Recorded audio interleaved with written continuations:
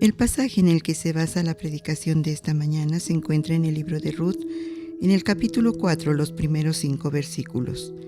Y la palabra de Dios dice así: Boaz subió a la puerta y se sentó allí, y aquí pasaba aquel pariente de quien Boaz había hablado, y le dijo: fulano, ven acá y siéntate. Y él vino y se sentó. Entonces él tomó a 10 varones de los ancianos de la ciudad y dijo: Sentaos aquí, y ellos se sentaron. Luego dijo el pariente: Noemí, que ha vuelto del campo de Moab, vende una parte de las tierras que tuvo nuestro hermano Elimelec, y yo decidí hacértelo saber y decirte que la compres en presencia de los que están aquí sentados y de los ancianos de mi pueblo.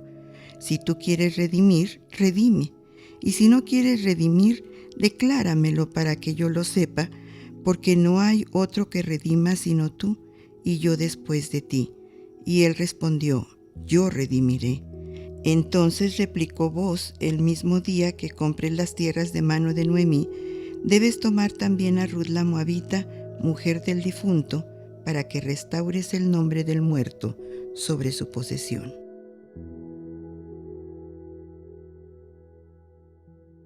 Dios nos bendiga, hermanos. Una vez más nos alegramos al compartir juntos este tiempo de reflexión en la palabra de nuestro Dios. Les invito a abrir el libro de Ruth en el capítulo 4 para leer los versículos 1 al 5, que son la base de nuestra reflexión. Es innegable que la Biblia ha influido la cultura occidental, dejando su huella en la literatura, en la filosofía, las artes plásticas, la música, etc.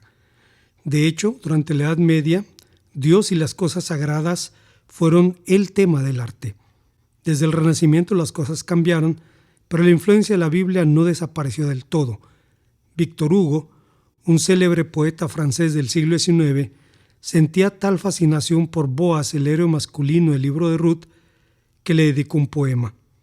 En su obra, Víctor Hugo imaginaba a Boaz durmiendo en su campo y lo escribía diciendo: Boaz con los ojos cerrados yacía bajo la enramada, y habiéndose entreabierto la puerta del cielo, fue dejando un sueño, y en él Boaz vio a un roble que salía de su vientre y llegaba hasta el cielo azul. Una raza trepaba por su tronco, un rey cantaba en sus raíces, y en su cumbre moría un dios. En pocas palabras, Víctor Hugo resumió los alcances de los hechos de un hombre que dijo sí al llamado a convertirse en redentor. Pero meterse al redentor no es hoy día una de las carreras de mayor demanda, no se ofrece en los seminarios y mucho menos en las universidades, y tal vez sea así porque desde hace mucho tiempo se sabe que el que se mete a redentor termina crucificado.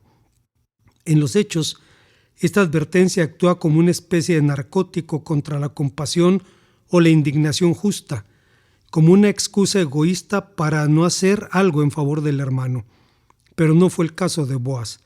Su decisión de redimir a sus parientes en desgracia estaba arraigada en un deber religioso, en un firme compromiso con Dios y con su ley. El libro de Ruth sorprende por su aparente candidez. Parece una novelita rosa, pero su tema no es historia de un amor a primera vista. Lejos de eso, es un testimonio de la constante y tenaz fidelidad de Dios encarnada en seres humanos cuyas vidas anunciaron el advenimiento a su reino. Con sus cualidades y decisiones, Boaz anunció los rasgos del Redentor. Veamos cuáles son. Antes de pensar en las enseñanzas de nuestro pasaje, quisiera comentar que hace algunos años, teniendo la responsabilidad de compartir un tema sobre los libros históricos del Antiguo Testamento en el seminario de Lomas Verdes, me aboqué a investigar sobre esta serie de libros y fue una sorpresa para un servidor descubrir que el libro del que más se han escrito comentarios en los últimos años es el libro de Ruth. Fue una sorpresa porque, como decíamos hace un momento, parece una novelita rosa, una historia de amor a primera vista, pero lejos de eso contiene un poderoso testimonio de la constante y tenaz fidelidad de Dios, encarnada en seres humanos cuyas vidas anunciaban el advenimiento de su reino. Hay cuando menos 3 enseñanzas en este pasaje. Estamos hablando de los rasgos del Redentor y el primero de ellos es que el Redentor debe ser un pariente cercano. Debo iniciar esta reflexión dando crédito por el bosquejo al doctor Stephen Hicks, quien hace décadas lo compartía en su enseñanza del libro de Ruth con los estudiantes del seminario de Lomas Verdes. El doctor Hicks está ahora en la presencia del Señor, pero debo expresar mi reconocimiento y gratitud por sus enseñanzas. Por sorprendente que parezca, es posible ver el pasado. No hablo de recordar el pasado, sino de verlo. En realidad lo vemos cada noche. Cada vez que vemos las estrellas estamos mirando un pasado lejano, porque la luz que percibimos en ellas se ha desplazado por miles de años desde su lugar de origen hasta nuestro ojo. Literalmente cada noche estamos viendo las luces de un pasado ahora extinto.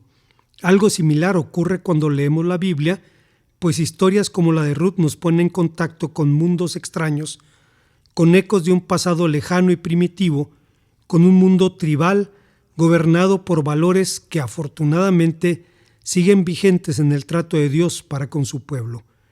Y una de las instituciones más representativas de ese mundo era la redención.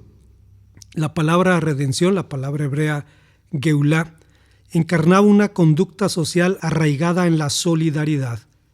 Demandaba a cada miembro del clan preservar la integridad, la vida, el patrimonio, el nombre del pariente cercano.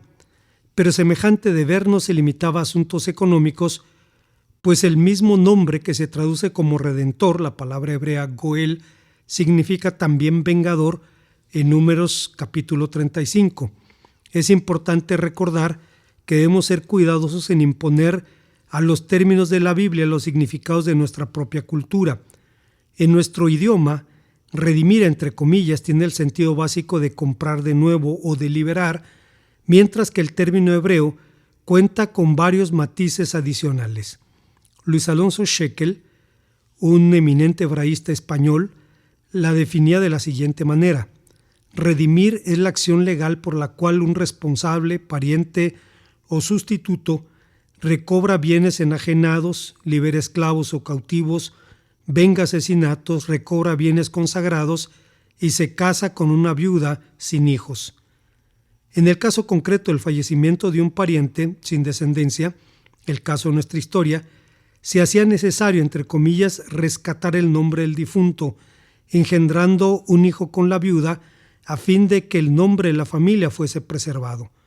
Obviamente el grado de compromiso de la redención aumentaba con la cercanía del parentesco, siendo mayor en el caso de los hijos nacidos de los mismos padres, e incumplir con este deber era motivo de escarnio social.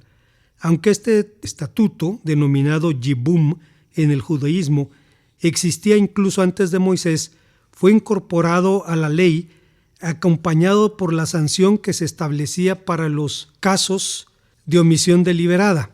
Dice el libro de Deuteronomio capítulo 25, versículos 7 al 10. Ahora, si el hombre no quiere tomar a su cuñada, ésta irá entonces a la puerta a los ancianos y dirá: mi cuñado no quiere suscitar nombre en Israel a su hermano, no quiere emparentar conmigo.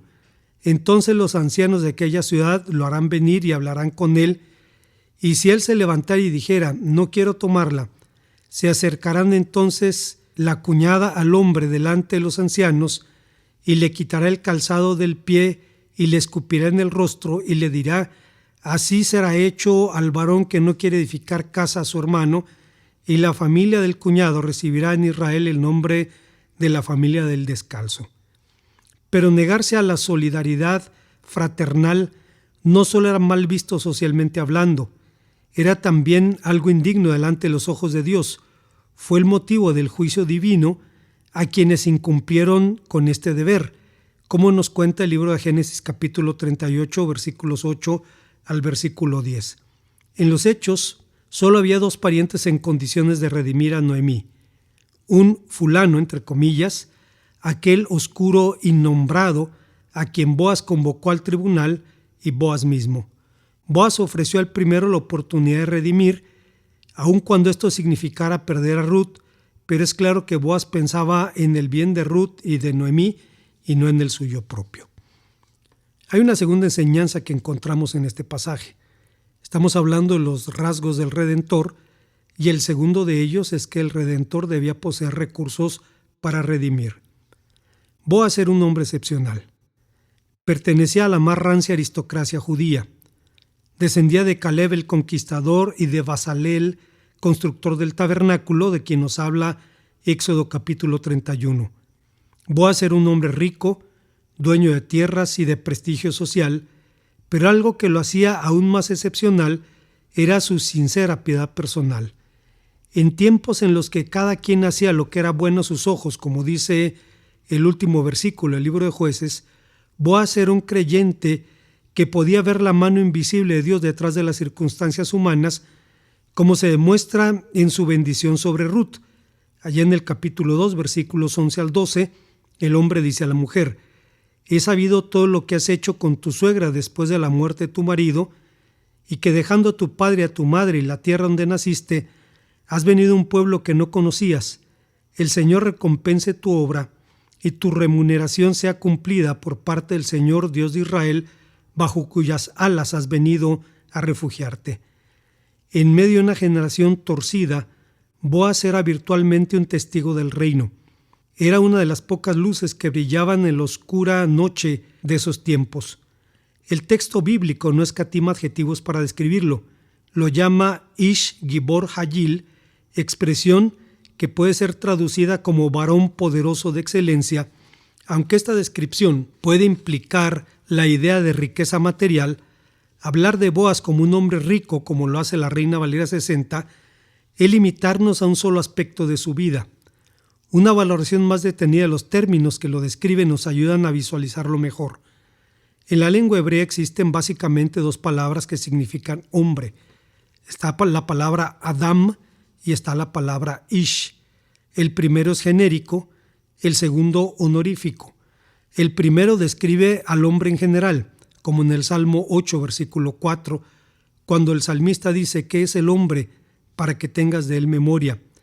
En el segundo caso, en el caso de la palabra Ish, se usa para escribir a Boaz aludiendo a un hombre importante, término usado también, por ejemplo, en Éxodo capítulo 2, versículo 19. Gibor significa vigoroso, poderoso, valiente. Es incluso uno de los nombres de Dios en el Salmo 24:8 y en Sofonías 3:17. Finalmente, Hayil es un adjetivo que cifra atributos como la valentía, la dignidad, la fuerza física, el poder económico, la virtud moral, la nobleza, etc. Es el mismo adjetivo usado en Proverbios 31:10 para describir a la mujer virtuosa. En suma, si alguna vez en la Biblia un hombre describió con precisión el carácter de su poseedor, si alguna vez un hombre llenó la medida de su propio nombre, ese fue Boaz. Boaz significa en él hay fortaleza, y la suya no solo era fortaleza económica o física, era sobre todo fortaleza moral. Era una de esas vidas que demuestran que de más alta estima es el buen hombre que las muchas riquezas y la buena fama que el oro y la plata, como dice Salomón en Proverbios 22:1. Hay una tercera y última enseñanza en nuestro pasaje. Estamos hablando de los rasgos del Redentor y el texto nos enseña que el Redentor debe tener voluntad para redimir. El libro de Ruth es sorprendente por varios motivos. Proporcionalmente hablando, es el libro que contiene más diálogos de la Biblia. pero un estudio estadístico de sus diálogos puede llevarnos a sorpresas. Si nos preguntamos quién es el personaje que más habla en esta historia, ¿qué responderíamos? Si alguien responde que es Dios, estaremos de acuerdo en que el Divino Redentor es el actor principal de esta historia, pero no interviene directamente en los diálogos del libro. Habla a través de la ley, habla por medio de sus hechos poderosos, da pan al pueblo y un hijo a Ruth, como nos dice el libro, pero no lo hace como en otros pasajes en donde su palabra viene a los hombres. De los protagonistas humanos, Ruth habla en 11 versículos, Noemí en 18 y Boaz en 21. Él es quien más habla, pero también quien más hace. Boaz sabía que hechos son amores y no buenas razones, y las intervenciones de Boaz en el relato dan fe de su integridad. Bendice a sus trabajadores en 2.4, investiga sobre Ruth en 2.5, autoriza a la mujer espigar en 2.8, establece medidas para su protección en 2.9, elogia y bendice por su fe y su fidelidad a la mujer en el 2.11, la invita a comer con sus trabajadores en 2.14, jura redimirla junto a Noemí en el 3.13, convoca un juicio en el 4 del 1 al 4, litiga en favor de las viudas en 4 versículo 5, asume el compromiso público de redimir en 4 del 9 al 10 y después de esto no vuelve a hablar, simplemente actúa. Sin embargo, humanamente hablando, la redención tenía sus propias dificultades. A nadie le gusta que otro se lleve el mérito de uno por lo que hace. Difícilmente aceptaríamos que otro recibiera crédito por haber engendrado uno de nuestros hijos. Difícilmente nos gustaría que nuestros hijos llevaran otro apellido, aunque fuera un apellido famoso o ilustre. Pero por encima de cualquier incomodidad emocional, las implicaciones de la redención eran también de orden económico. Esto nos lleva a los motivos del fulano, el pariente omiso. La redención tenía su nicho en la tragedia, y en este mundo hay muchas maneras de vivir tragedias, calamidades naturales, el infortunio, malas decisiones, irresponsabilidades, etc. Claro que siempre será más fácil simpatizar con el que ha sido sorprendido por el infortunio que con el que ha sido alcanzado por las consecuencias de sus propias irresponsabilidades. Pero el estatuto no contemplaba cláusulas de evasión. No dice redime a tu pariente que cayó en desgracia involuntariamente, o no redimas a tu pariente que cayó en desgracia por su propia irresponsabilidad. Al margen de las causas del problema, el Redentor estaba obligado a redimir sin esperar recompensa alguna por sus hechos. No se trataba de un asunto financiero, sino de un acto de fidelidad compasiva. En el otro caso, en el del precepto de Jibum, a la que también se llama la ley del levirato, el hijo engendrado con la viuda sería el verdadero heredero de la propiedad del difunto, y si alguien decidía redimir, debía echar mano a sus propios recursos para hacerlo. Sin Ruth en el trato, la compra de la tierra de Noemí sería un buen negocio para cualquiera, pero con Ruth en la ecuación se hacía necesario tomar parte de la herencia de los hijos propios para financiar el futuro, entre comillas, de un hijo ajeno. Ante semejante panorama, el pariente tomó la decisión: no puedo redimir, no sea que dañe mi heredad, redime tú usando mi derecho, porque yo no podré redimir, dice el capítulo 4, versículo 6. Una vez más, es obvio que Boaz tenía interés personal en Ruth, pero solo la certidumbre del deber ante Dios, solo la convicción de que Dios es el dueño de las tierras, de los bienes, de las vidas, solo una visión de reino pudo mover el corazón de Boaz para hacer misericordia. No es extraño entonces que fuera reconocido como un hombre de palabra y acción. Tras la propuesta de matrimonio que Ruth le hiciera a Boaz, Noemí dijo: no hay nada más que hacer, él no descansará hasta haberlo resuelto todo, él lo arreglará hoy mismo, dice el capítulo 3, versículo 18. Seguramente por esta razón, el poeta Víctor Hugo decía en su poema que las mujeres Le miraban más que a un joven, pues el joven es hermoso, pero el anciano es grande. Que se ve llama en los ojos de los jóvenes, pero en los ojos del anciano se ve luz. Pero los hechos de Boaz no carecieron de recompensa.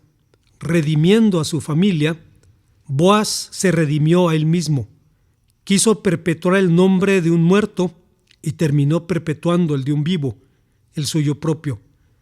El libro de Ruth termina diciendo: y Boaz engendró a Obed, capítulo 4, versículo 22.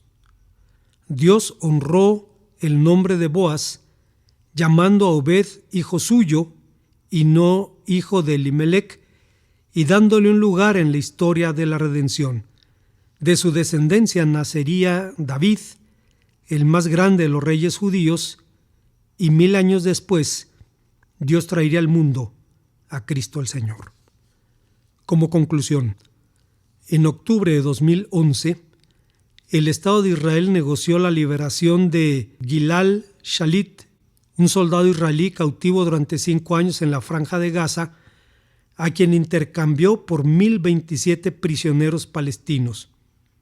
Para alguien ajeno al espíritu del judaísmo, ese sería un precio demasiado alto para liberar a un solo hombre, pero es una clara demostración de que la redención es un deber religioso. Esto explica por qué Boaz hizo lo que hizo a favor de su parentela y explica también por qué Dios hace lo que hace a favor de su pueblo.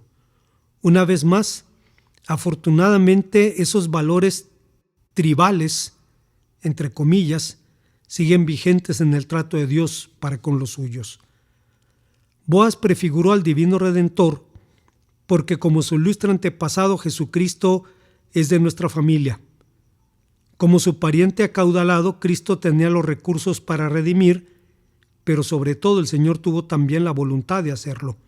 Pero la redención demandaba de una compasión respetuosa, una compasión que lejos de denigrar o avergonzar, dignifica. Los sabios de Israel dicen que es mejor no dar que dar avergonzando al que recibe el don. Requería de un trato como el de Boaz a Ruth en la era, anunciando así una relación semejante a la relación de Cristo con su iglesia. Como el puritano Matthew Henry dijo, la noche en que Boaz estuvo a solas con la moabita en el campo, en lugar de tocarla como un lascivo, la bendijo como un padre, la animó como un amigo, le ofreció la ayuda como un hermano, la premió como un patrón, la despidió cargada de regalos y preñada de esperanzas, tan casta como había venido y mucho más feliz cuando se fue. Cristo compró a su iglesia con su sangre para presentársela a sí mismo como una iglesia gloriosa, que no tuviese mancha ni arruga ni cosa semejante, sino que fuese santa y sin mancha delante de Dios, dice San Pablo en Efesios 5:27. Pero a diferencia de la virtuosa Ruth, la iglesia no tenía mérito alguno, no tenía nada que le hiciera digno del amor o de la redención, pero aún así fue comprada por la sangre del Hijo de Dios. Este hecho había sido anunciado proféticamente, motivo por el cual el Señor Jesús dijo: escudriñad las Escrituras, porque a vosotros os parece que en ellas tenéis vida eterna, pero ellas dan testimonio de mí. Y entonces un libro breve, que a primera vista parece una novelita rosa, se convierte en un poderoso testimonio de la constante y tenaz fidelidad de Dios para con su pueblo, en un testimonio de la gracia divina. Oremos al Señor. Gracias te damos, Padre, porque nos permites ver en el testimonio de las Escrituras a Cristo, tu Hijo amado, y darte las gracias por quien es y por lo que ha hecho por nosotros. Bendito seas en su nombre. Amén.